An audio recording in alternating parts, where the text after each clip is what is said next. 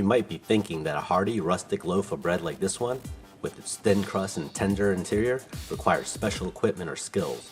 But nope, this is the simplest bread that I know how to make, and it requires no stand mixer, no special knowledge, and no kneading. To start, I'm using 3 cups of all-purpose flour or bread flour.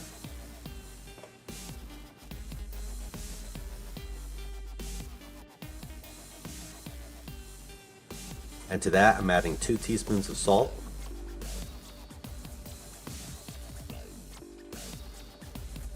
1 teaspoon of sugar,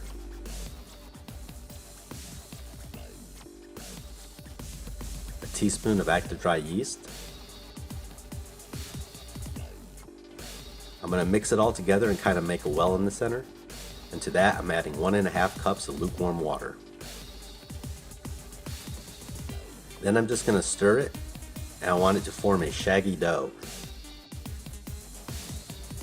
And when I mean shaggy, I mean stringy and fairly sticky. What's nice about this dough is you spend 5 minutes putting it together in the morning. You could leave for the day, and when you come home, it's almost ready to go.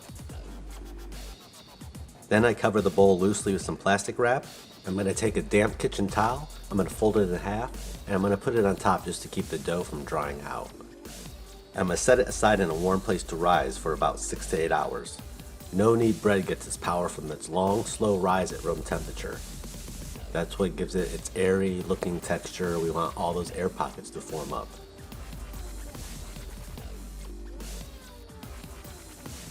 Now I'm going to lightly flour a piece of parchment paper, and I'm going to turn my dough out onto it. It's really sticky. I'm just going to get it out the bowl and work it.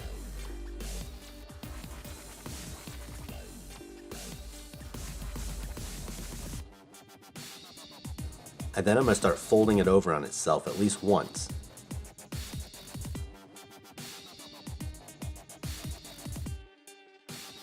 And I'm using the parchment paper here so I don't even have to knead the dough with my hands.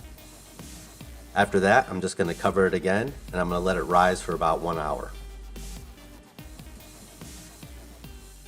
While the dough is rising, I'm going to put the Dutch oven inside the oven, and I'm going to set it to 450 degrees. I want that Dutch oven to get nice and hot.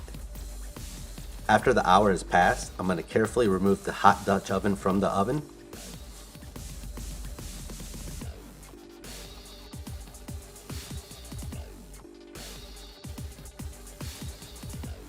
And then I'm carefully going to lift the parchment and place it directly into the Dutch oven. I'm going to place the lid on, and I'm going to put it back into the oven, and I'm going to let that cook for about 30 minutes at 450 degrees. Then I'm going to uncover, and I'm going to bake for an additional 15 more minutes till it has a nice brown color to it. Then I'm going to carefully remove it from the oven. I'm going to carefully remove the loaf, and I'm going to place it on a cooling rack.